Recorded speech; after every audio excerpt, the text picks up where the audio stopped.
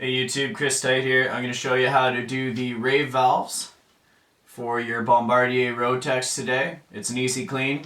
Don't have to pay anyone to do it, and something to keep up with.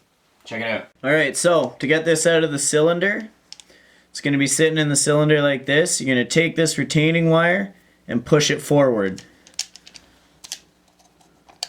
Just keep pushing it until it's right under. Should easily be able to take this clip off after.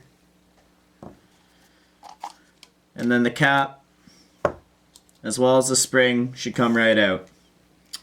Next, all you have to do is separate the push rod, or whatever you call it, from the diaphragm. If it's a little tight getting it off, you can put a pliers or a wrench on here. Just make sure not to go at that too much. So just twist. It's not in there hard at all.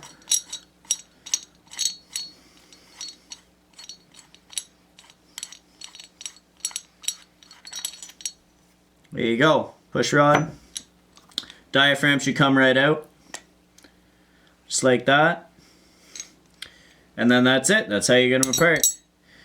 The diaphragm has a small spring on it here. Take a mini screwdriver. Pop and pry that over the top. Splits them. Now for cleaning, I'm going to be using some MotoMaster carb cleaner. Just make sure it takes off carbon. It's best stuff. Whatever one of these green pads are called, Scotch pad or whatever. And a wire brush. I'm going to put some gloves on too. For the diaphragm, these two pieces here, the insides will get quite black. Just spray them down with carb cleaner, and I'm going to do the same with this base plate and wipe off all surfaces.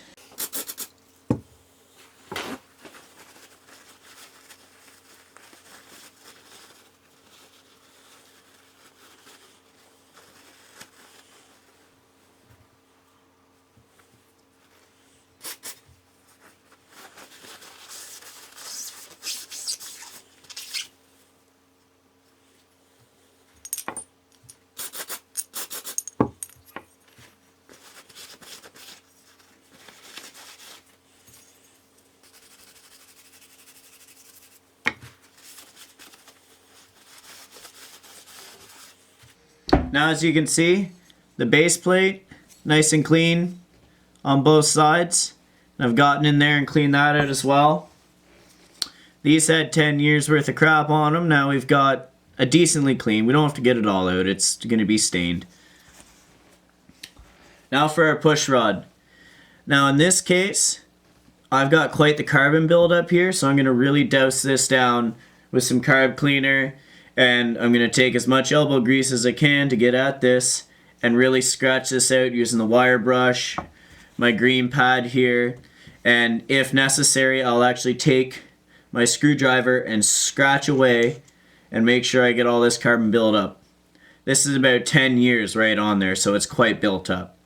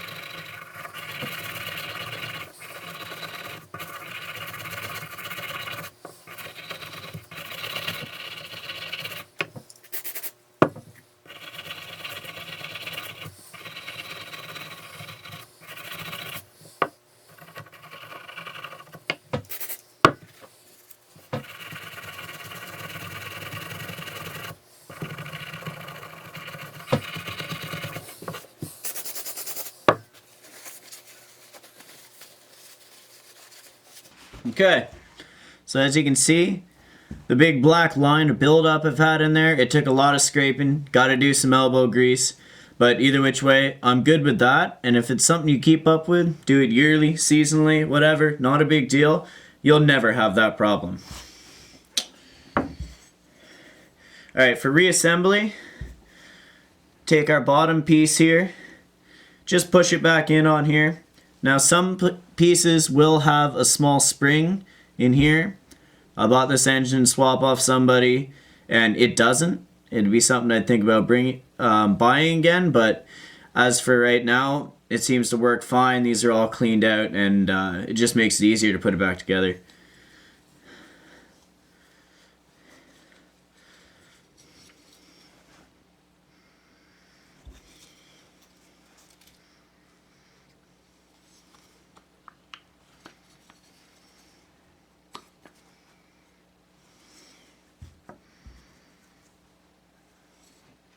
Take your spring.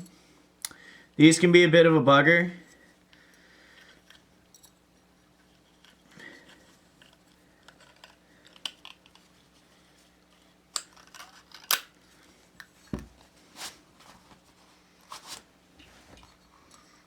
And honest to God, sometimes it's just much easier to do it when these two pieces are separated.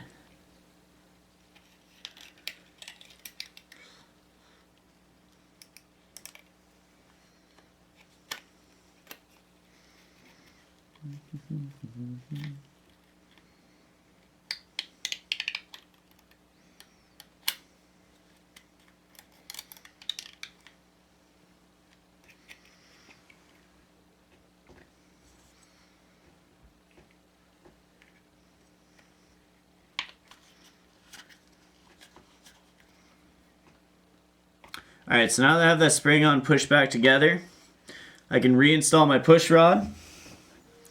Just got to make sure that the O-ring's on the end. Now, if when you take this out, there's no O-ring on it, it's probably still seated down in here. There's no reason to go in there and take that out. Just make sure it's clean.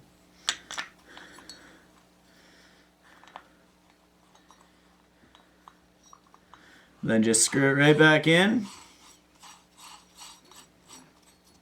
Doesn't need to be on super tight or whatnot. Should be able to just lightly spin it around in there.